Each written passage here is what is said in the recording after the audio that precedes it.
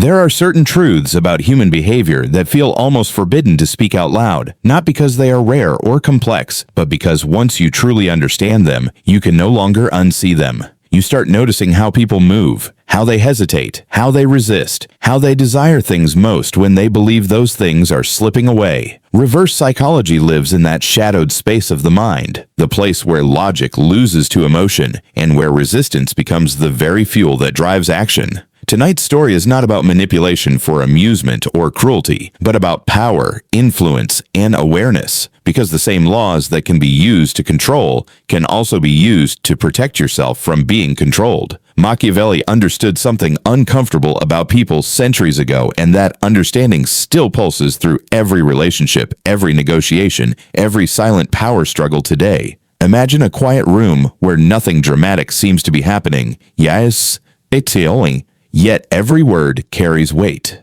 Two people sit across from each other, one calm, one restless. The calm one speaks carefully, not pushing, not demanding, not even asking directly. And somehow, without force, without pressure, the restless one begins convincing himself to act. This is where reverse psychology begins, not as a trick, but as an invitation to let the other person's own mind do the work for you. The first law is built on a simple but unsettling truth. People instinctively resist direct control. The moment someone feels pushed, their identity feels threatened, and the ego pushes back harder than logic ever could. The less you command, the more room you leave for their own desire to surface. Machiavelli knew that overt power creates enemies, but subtle influence creates allies who don't even realize they chose the path you wanted them to take. There is a strange power in appearing indifferent, and this is where the second law quietly takes shape. When you want something too openly, you inflate its value in the other person's eyes, but not in the way you hope. Instead of wanting to give it to you, they begin to wonder why you need it so badly, and whether withholding it would give them leverage. Indifference disarms that instinct. When you behave as though you could take or leave an outcome, the balance of power subtly shifts. The other person begins leaning forward, filling the silence, offering more than you asked for, simply to regain a sense of control. Indifference is not apathy. It is a carefully maintained calm that makes others question their own position. As the dynamic deepens, the third law emerges almost invisibly. People desire what feels forbidden or discouraged. Tell someone they absolutely must do something, and you awaken rebellion. Tell them they probably shouldn't, and suddenly curiosity ignites. This is not childish defiance. It is an adult need to protect autonomy. Machiavelli observed that humans would rather suffer the consequences of their own choice than enjoy the comfort of obedience. By lightly discouraging an action, by planting a seed of doubt instead of a command, you allow the other person to experience the thrill of deciding for themselves. And when they act, they will defend that decision fiercely because it now belongs to them. Then there is the law of strategic weakness, a law that feels counterintuitive in a world obsessed with dominance. When you appear too strong, too capable, too certain, you invite resistance and resentment. But when you reveal a controlled vulnerability, something shifts. People lower their guard. They step closer. They offer help, advice, protection. Reverse psychology thrives here because by not presenting yourself as invincible, you encourage others to invest emotionally. Machiavelli understood that those who feel needed become loyal, and loyalty forged through perceived choice is far stronger than loyalty demanded through fear. The fifth law unfolds through silence. Silence makes people uncomfortable because it forces them to confront their own thoughts. When you stop explaining yourself, stop justifying your position, stop filling every gap with words, the other person begins projecting meaning into the quiet. They reveal more than they intended. They negotiate against themselves. In reverse psychology, silence is not emptiness. It is a mirror. Machiavelli knew that those who speak less often hear the most valuable truths. As relationships evolve, so does the sixth law. Give people the illusion of control. Humans crave agency, even when the outcome is already shaped. When you frame choices carefully, when you offer options that all lead in the same direction, the other person feels empowered, while you remain in control of the destination. This is not deception in its crudest form. It is an understanding of how dignity operates. People resist being dragged, but they will walk willingly if they believe they chose the path. The seventh law lives in timing. Push too early and resistance hardens. Wait too long and opportunity dies. Reverse psychology requires patience, the ability to sense when desire is forming, but not yet conscious. Machiavelli believed that power is not seized in moments of chaos, but in moments of hesitation. When someone is unsure, when they are internally debating, that is when suggestion slips past defenses. Timing turns a whisper into a command without ever raising your voice. Then comes the law of contrast, subtle and devastating in its effectiveness. When you make something seem small by placing it next to something larger, it becomes acceptable, even desirable. When you lower expectations before raising them, gratitude replaces suspicion. Reverse psychology often works by first lowering the perceived value of what you want, only to let the other person discover its importance themselves. What people discover on their own feels more real than what they are told. The ninth law is rooted in ego, that fragile yet powerful force that governs so much of human behavior. People need to feel intelligent, perceptive, ahead of the curve. When you allow someone to believe they have outsmarted you, when you let them think they saw through your intentions, they become emotionally invested in the outcome. Machiavelli understood that wounded egos seek revenge, but flattered egos seek alignment. Reverse psychology feeds the ego just enough to guide it. As trust builds, the 10th law reveals itself through scarcity. What is always available loses its pull, but what feels rare gains magnetic force. By stepping back, by creating distance, by not always being accessible, you allow absence to do the work that presence cannot. The mind fills gaps with longing. Machiavelli observed that distance sharpens desire and weakens resistance, making people move toward you without being called. The 11th law is perhaps the most dangerous because it blurs ethical lines. Let others justify your actions for you. When you act quietly and allow others to explain, defend, or rationalize on your behalf, your influence deepens. They convince themselves that your intentions are good, that your direction makes sense, and once they have spoken those words aloud, they become psychologically bound to them. Reverse psychology here works through self-persuasion, the strongest persuasion of all. Near the emotional peak of this journey, the 12th law surfaces through restraint. Knowing when not to use power is itself a form of power. If you manipulate constantly, people eventually sense it, even if they cannot articulate how. But when you choose restraint, when you allow outcomes to unfold naturally at times, you appear authentic. Machiavelli knew that unpredictability keeps others attentive, unsure of your limits, and therefore cautious in opposing you. Finally, the 13th law lingers like a warning rather than a technique. Every use of reverse psychology leaves a trace, subtle shifts in trust, perception,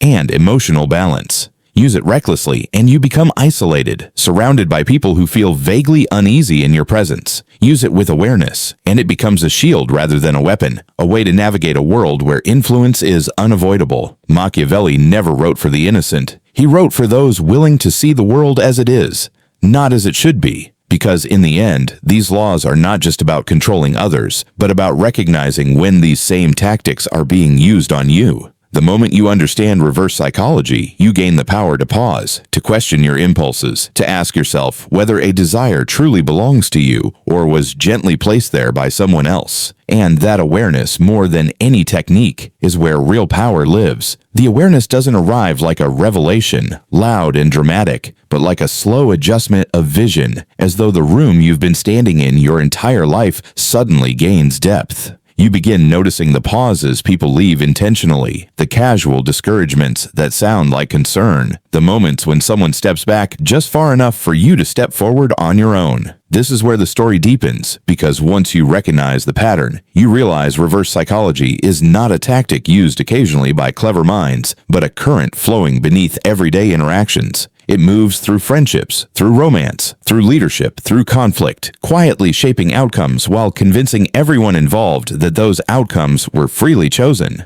Machiavelli understood that the most effective influence is invisible, because visibility invites resistance. When people feel watched, guided, or nudged, they stiffen. But when they feel alone with their thoughts, when they believe they arrived at a conclusion independently, they cling to it with remarkable loyalty. This is why reverse psychology often feels ethical in the moment it's used, even when its long-term effects are questionable. It doesn't force action, it invites it. and invitations are far harder to refuse than commands. Think about how often you've defended a decision more fiercely after someone told you it might not be a good idea. That defensiveness isn't logic speaking, it's identity. To back down would mean admitting you were influenced, and the ego resists that admission at all costs. Machiavelli knew this weakness well. He observed that once a person's self-image becomes attached to a choice, the choice no longer needs external reinforcement. The person will protect it, justify it, and even suffer for it, simply to remain consistent with who they believe they are. As the narrative unfolds, a darker realization settles in.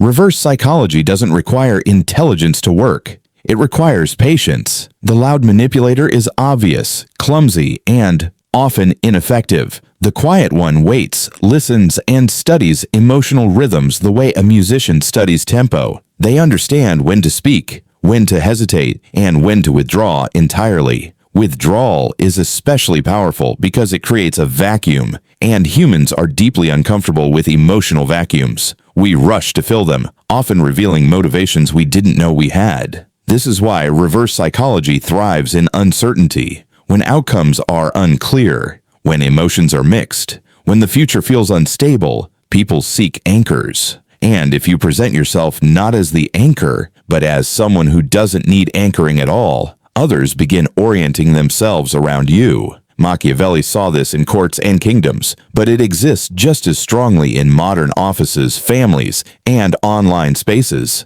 Stability attracts, but emotional independence commands attention. Yet there is a cost that Machiavelli hinted at, but never fully mourned. The more skilled someone becomes at guiding others subtly, the harder it becomes to experience genuine connection. When you know how easily choices can be influenced, trust feels fragile. You begin questioning whether affection is spontaneous or strategically encouraged, whether loyalty is freely given or gently engineered. This is the quiet loneliness of influence, the paradox of power that gives control while eroding intimacy. Still, understanding these laws doesn't condemn you to manipulation. It gives you the option of conscious restraint. Awareness allows you to notice when someone's discouragement feels performative, when their indifference feels rehearsed, when their silence feels timed. And in those moments, you regain agency by slowing down. Reverse psychology relies on speed, on emotional reactions outrunning reflection. The moment you pause, the spell weakens. Machiavelli believed most people are driven not by reason, but by emotion disguised as reason.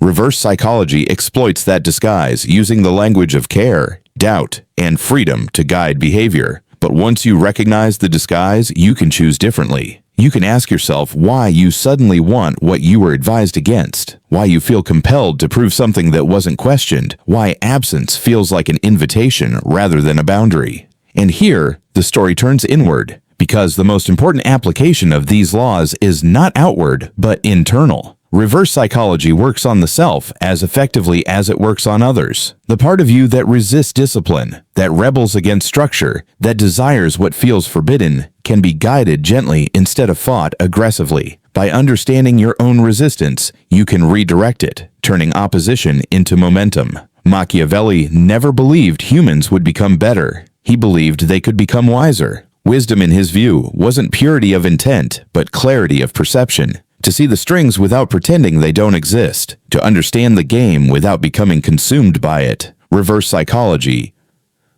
when used without awareness, becomes manipulation. When used with awareness, it becomes navigation. So the caution in the title is not symbolic. It is essential. These laws can grant influence, but they can also corrode trust, distort relationships, and isolate those who rely on them too heavily. Power gained quietly can disappear just as quietly when others begin sensing the pattern, even if they can't name it. Influence is strongest when it feels rare, not routine. In the end, Machiavellian wisdom is not about winning every interaction, but about choosing which battles deserve influence at all. Sometimes the most powerful move is to let others act freely, even when you could guide them. Sometimes allowing chaos preserves peace. And sometimes, understanding reverse psychology simply teaches you to step back, smile knowingly, and refuse to be pulled by invisible threads. Because true power is not the ability to control others, but the ability to recognize when control is being attempted and calmly decide whether to accept it, redirect it, or walk away entirely.